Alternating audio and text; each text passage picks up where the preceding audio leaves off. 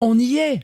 On y est. C'est quelque chose qui est largement mis en avant de manière subtilement, subrepticement, en soum-soum, par Jack le Fou, par Ben le Patriote et d'autres, qui vous disent « Le vivre ensemble est possible, il y a des islams compatibles, il n'y a aucun problème et on peut respecter la culture et la religion des gens. » Et on se retrouve avec quoi? Avec Lena Situation qui défend l'islam, et surtout, avec le fait que 59% des jeunes musulmans de France souhaitent l'application de la charia en France.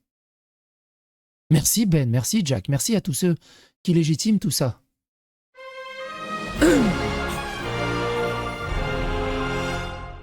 Attention, please. Et évidemment, j'ai oublié de dire merci Léna.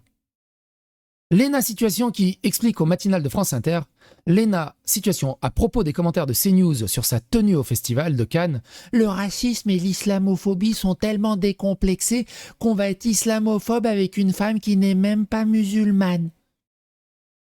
Quelqu'un qui dit c'est insupportable de laisser l'antenne à des gens qui n'y connaissent rien. L'islamophobie est un terme frauduleux qui permet de faire passer la critique de l'islam. Le blasphème est autorisé pour du racisme. Combien de fois faut-il le répéter? Elle dit aussi mon cœur saigne pour les femmes musulmanes. Et Psychodélique qui dit elle n'existe plus qu'au travers de l'islam. C'est fou. Mais regardez ça. Donc Léna Situation, je vous rappelle, précédent festival de Cannes, c'était ça. Elle s'est mangé un pressing de fou furieux par sa communauté de charia compatible vivre ensemble. Festival de Cannes suivant. Puis là. Et là, d'un coup, elle était félicitée. Et si tu critiques, c'est toi l'islamophobe. Mais on le voit, Léna. Il participe à l'entrisme islamique, à l'instauration de la charia. Tout doucement. Tout doucement. Et si t'es pas content, t'es raciste, t'es facho et t'es islamophobe. Mais au final, le vrai truc, il est là. 59% des jeunes musulmans en France souhaitent l'application de la charia. Une enquête réalisée par IFOP pour le magazine Écran de veille fait état d'une radicalité croissante des fidèles en France, ainsi que l'adhésion progressive au courant de pensée islamiste. Moi, comme j'ai déjà dit, c'est simple de lutter contre les pensées radicales islamistes. Tu détruis les 3/4 des mosquées en France, t'en laisses plus qu'un quart. On regarde comment ça se passe. Si ça continue, tu redétruis les 3/4 des mosquées en France. Si ça s'arrête, on peut laisser le restant. Si ça continue, on redétruit les 3/4 des mosquées en France. On interdit le voile. Peu importe, on interdit le voile intégral. On interdit le voile tout court. On interdit.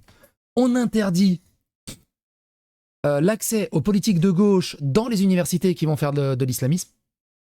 Et vous allez voir que ça peut aller que mieux.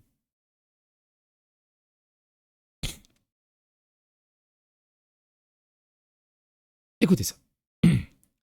Dans son ouvrage majeur Le choc des civilisations, paru en 1996, Samuel Huntington théorise une résurgence de l'islam, à l'œuvre dans le monde arabo-musulman et s'étendant vers l'Occident. L'universitaire américain emploie délibérément le R majuscule pour souligner la rupture majeure qui induit ce phénomène, au même titre que la Révolution française.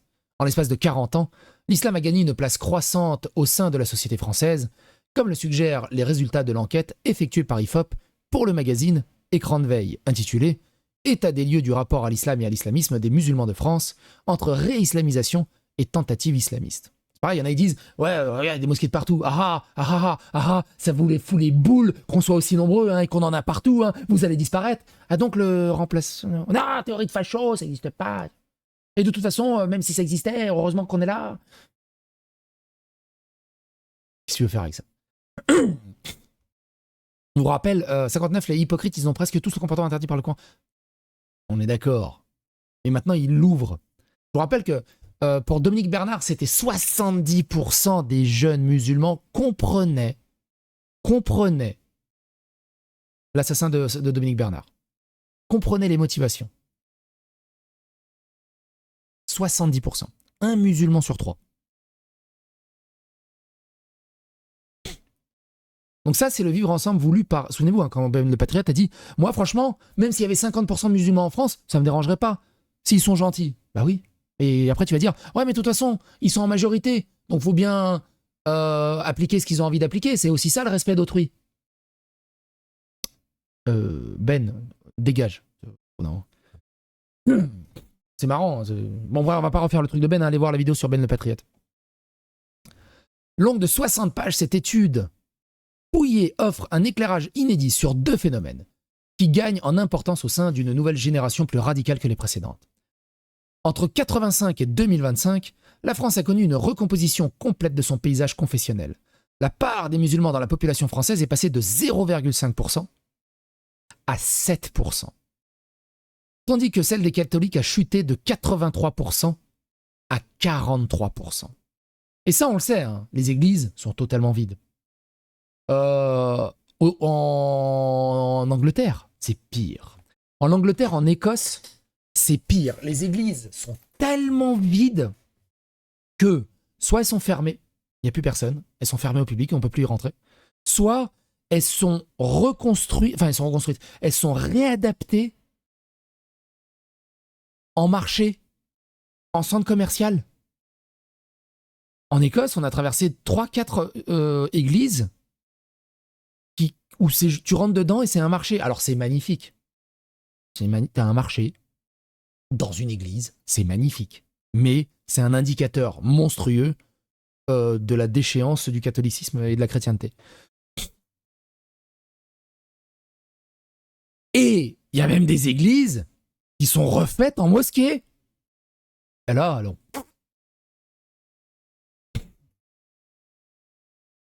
L'islam est devenu la 2e religion de France devant le protestantisme. Et alors que la part des Français ne se réclamant d'aucune religion a connu une augmentation constante pour atteindre 37,5% de la population.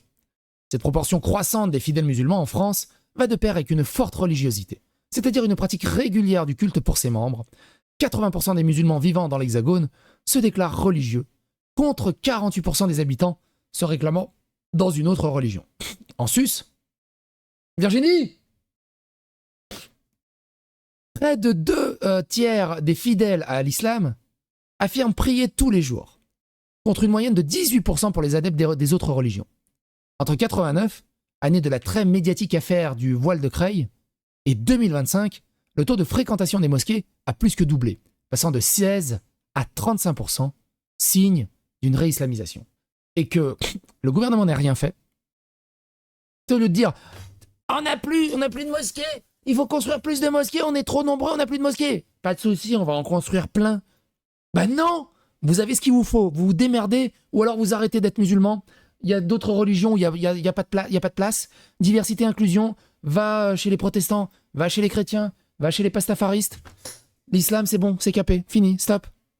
Mais non. Incroyable. Ce phénomène se traduit dans la vie quotidienne par une primauté des pratiques prescrites par la religion sur celle de la société, témoignant d'une capacité croissante de l'islam à fixer des règles de vie quotidiennes. Parce qu'il ne faut pas oublier aussi, la plupart sont un peu neuneux, et qu'ils ont besoin de l'islam qui leur dit que quand tu pètes, tu dois te laver les pieds. Parce que sinon, ils ne savent pas.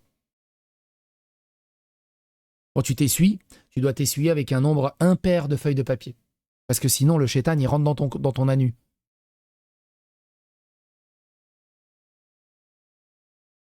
Un ami, je crois qu'il peut te mettre un doigt dans le cul, mais pas plus de 12 cm. Je crois qu'il y a une connerie comme ça aussi, je me rappelle plus. Si c'est le doigt ou le zizi directement. Mais en dessous de 12 cm. Au-dessus, c'est gay. Je crois qu'il y a un truc comme ça. Faudrait refaire le match. On en avait parlé de ça, mais je me rappelle plus exactement de la règle. Après, en même temps, je suis pas un expert.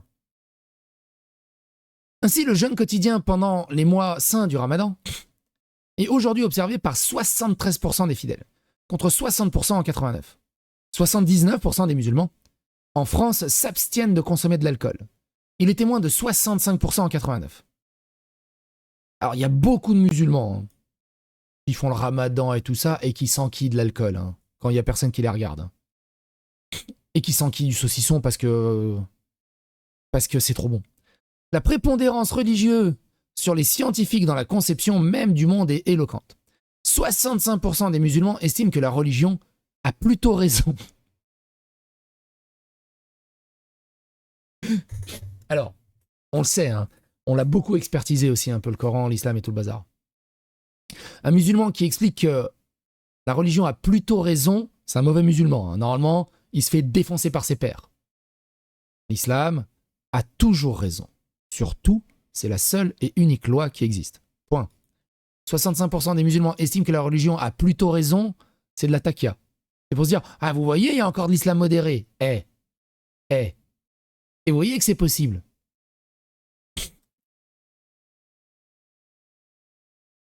D'ailleurs, en Bosnie-Herzégovine, les musulmans boivent l'alcool. Alors, en même temps, c'est normal. T'es dans un territoire slave, t'as des gènes slaves, et tu bois pas d'alcool, c'est pas possible. Généralement, tu fais une division par 0, et tu meurs à petit feu. T'es obligé de boire pour survivre. Par rapport à la science, sur la question de la création du monde, contre 19% pour les Français, se réclamant d'autres religions. Cette orthopraxie entraîne une rupture progressive avec les mœurs de la société. 43% des musulmans refusent par exemple le contact visuel ou physique avec une personne de sexe opposé. T'imagines le niveau de fragilité? Dans ce registre, notons une plus forte radicalité chez les femmes que chez les hommes. À titre d'exemple, si 30% des hommes musulmans refusent de faire la bise, c'est le cas de 39% des femmes. 14, sauf s'il est bien gaulé et qu'il est musclé. Là, d'un coup, il n'y a plus personne. Vous savez le même là? Ah, je pourrais pas le retrouver le même. Attends. Même Karen, Hi, Ugly versus.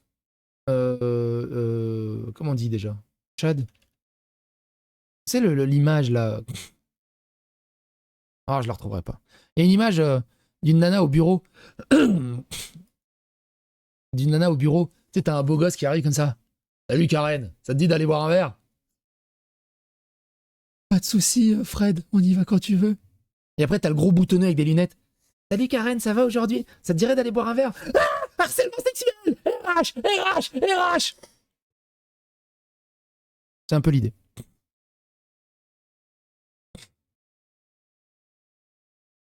« 14% des femmes musulmanes n'écoutent pas de musique non islamique. » Alors, l'islam interdisant la musique. Qu'est-ce que c'est de la musique non islamique? Vous avez 4 heures. Contre 8% des hommes. Oui, c'est ça, c'est le même Looking Good Suzanne, ça doit être ça, attends, fais voir. C'est ça, exactement, c'est exactement ça, voilà. C'est à ça que je pensais. C'est exactement ça que je pensais, voilà. Ouh, joli aujourd'hui, dis donc. Belle gueule. Oh, t'es trop mignon. Hey, t'es joli aujourd'hui. Oh, s'il vous plaît, les RH. C'est exactement ça. C'est exactement ça. La différence entre une agression et une invitation.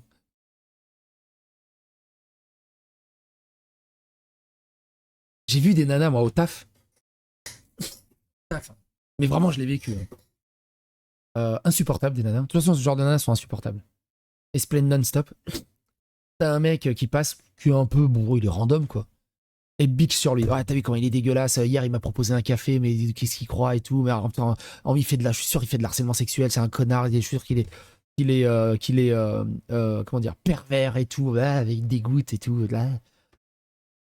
T'as un beau gosse qui passe, qui leur dit même pas bonjour, qui les méprise.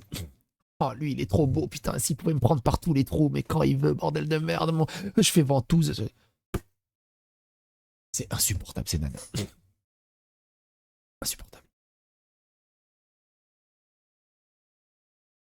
J'en étais où? Contre 8% des hommes. L'étude révèle en outre que l'adhésion à certaines pratiques relève moins de la coercition que du choix personnel. Ainsi, 80% des femmes portent le voile affirment se vêtir ainsi pour respecter une obligation religieuse par choix. Et 44% pour ne pas attirer le regard des hommes. A fortiori, seulement 2% des femmes concernées estiment se couvrir la tête du fait d'une pression imposée par leurs proches. Donc, on a quand même 44 personnes, non, on a quand même 80% des femmes qui expliquent mettre un voile par obligation religieuse, mais il n'y a que 2% des femmes qui disent mettre un voile par pression imposée.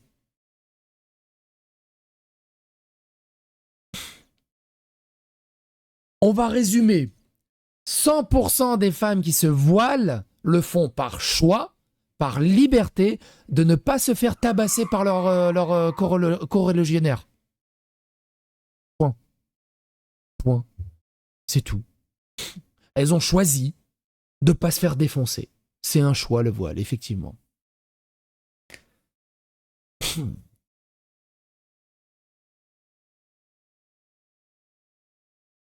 Dans la plupart des pratiques, les jeunes font montre d'une plus grande assiduité que leurs aînés. 59% des musulmans âgés de 15 à 24 ans sont, par exemple, favorables à l'application de la charia, la loi islamique. Et aussi, dites-vous bien que les 15 à 24 ans n'ont jamais vécu la charia, n'ont jamais été dans un pays islamique. Et ils fantasment ça. Pour moi, ça, c'est exactement le même fantasme que les communistes. Ils n'ont jamais vécu le communisme, mais ils veulent instaurer le communisme. En disant la société irait mieux dans le communisme. Parce que ce qu'ils se disent, c'est que si c'est eux qui instaurent le communisme, ils seront dans la caste dirigeante et il y aura les moutons et la plèbe en bas qui se fera martyriser, mais eux, ils s'en foutent, ils seront dans la caste dirigeante. Et là, c'est pareil. Ils pensent qu'ils sont cool avec la charia parce qu'ils vont être dans la caste dirigeante, ils vont avoir juste les autres. Ah, t'as pas pris la charia. Ils vont dire, mais elle avait le choix. Elle avait juste à respecter la loi. Ils pensent qu'ils vont être dans la caste dirigeante. C'est pour ça qu'ils n'y voient pas de problème. Parce qu'ils ne l'ont jamais vécu.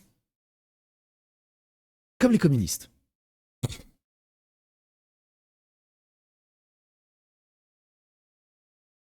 Contre 38% des fidèles âgés de plus de 50 ans. Entre 89 et 2025, la proportion de musulmans âgés de moins de 25 ans affirmant prier tous les jours est passée de 26 à 67%. Parce qu'il n'existe qu'au travers de ça maintenant. Et t'as des belles patriotes. Ouais, mais ma religion, j'en ai rien à foutre que je la connais pas. J'en ai rien à foutre s'il y a des ânes qui volent. Moi, je veux juste vivre de ma religion. Si tu la respectes pas, je respecte pas. C'est pas que je respecte pas ta religion. Je te dis ce qu'il y a dans ta religion. Et en te disant ce qu'il y a dans ta religion, tu t'énerves.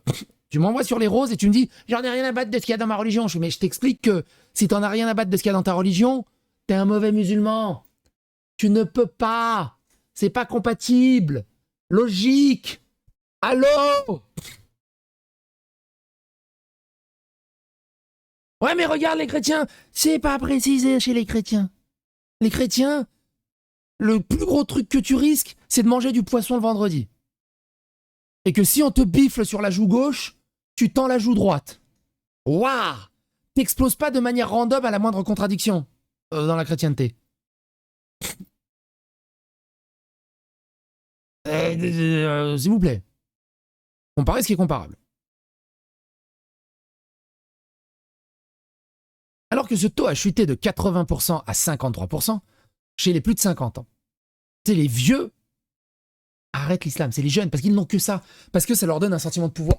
Moi, je suis l'islam, moi, je suis un bon musulman. D'accord, et au-delà de ça, j'ai une grosse bite. Ouais, c'est ok.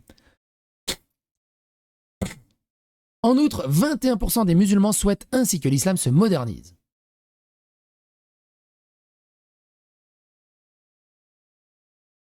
C'est pas possible.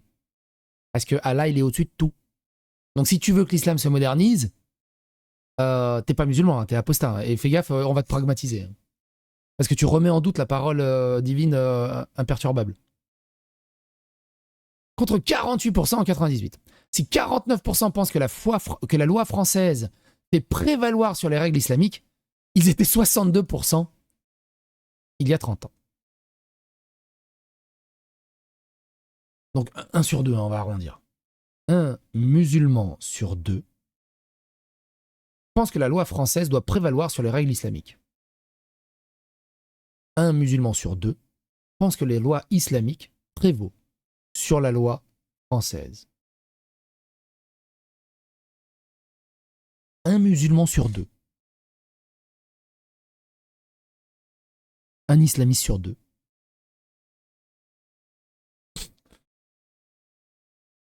islamiste sur 2 pense que la loi de l'islam prévaut la loi française, ou la loi de la société ou du pays où ils vivent, la loi occidentale.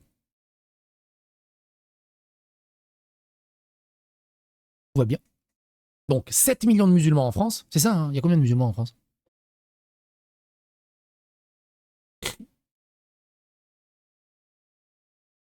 Il y a combien de musulmans en France?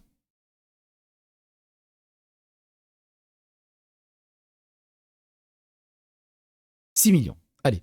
Une estimation pour 2025 environ 6 millions, soit 9% de la population. Une personne sur 10 est musulmane en France, en arrondissant. 6 millions de musulmans. 3 millions de ces musulmans te disent la loi de l'islam est supérieure à la loi de la France. 3 millions. Pourquoi ils sont encore sur le territoire français? Pourquoi on continue à ouvrir des mosquées? Je sais pas. Corollaire d'une radicalité accrue, le nombre de fidèles affichant leur proximité avec des courants de pensée intégristes est en constante augmentation. 38% des Français musulmans approuvent tout ou partie des positions islamistes en France, 2 fois plus qu'en 98. Et le pire, c'est que tu as des gauchistes qui ne sont pas musulmans, qui vont aller défendre ces partis et ces positions islamistes.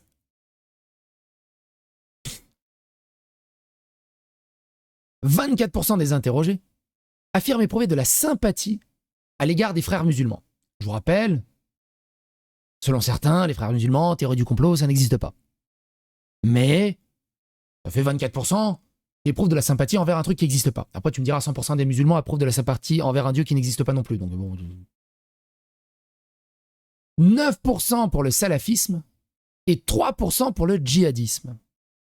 Je sais plus, à un moment, j'ai vu un tweet, j'avais retweeté, on en a parlé dans une vidéo précédente.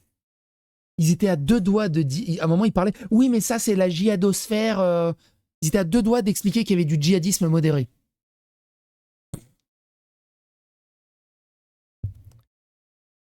En additionnant tous les courants de pensée islamistes, takfir, wahhabisme, salafisme, tablite, je le connais pas celui-là, tiens. Refais. Je le connais pas, le tablig. C'est quoi le courant islamiste tablig?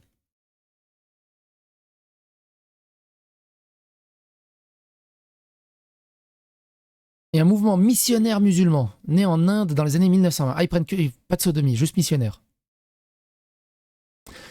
C'est un mouvement religieux qui encourage les musulmans à revenir à une pratique stricte et quotidienne de l'islam. Prière, modestie. C'est le plus grand Dieu de tous les temps, c'est la plus grande religion de tous les temps. Mais on est modeste. Ils font du prosélytisme pacifique. Ils vont voir des musulmans pour leur dire « Reviens vers Dieu, prie, viens à la mosquée. » Ils y croient.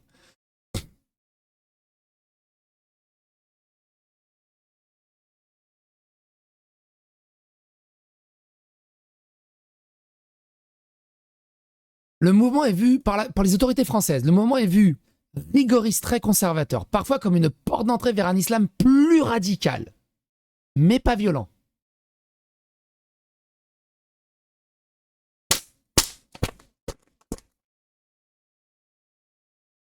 Quand est-ce qu'on remplace le gouvernement aussi?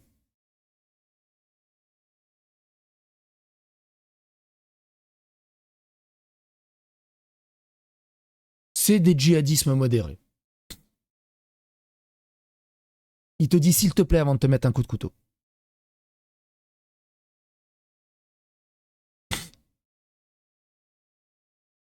« 33% des adeptes de l'islam se sentent proches d'au moins une mouvance islamiste. 33%.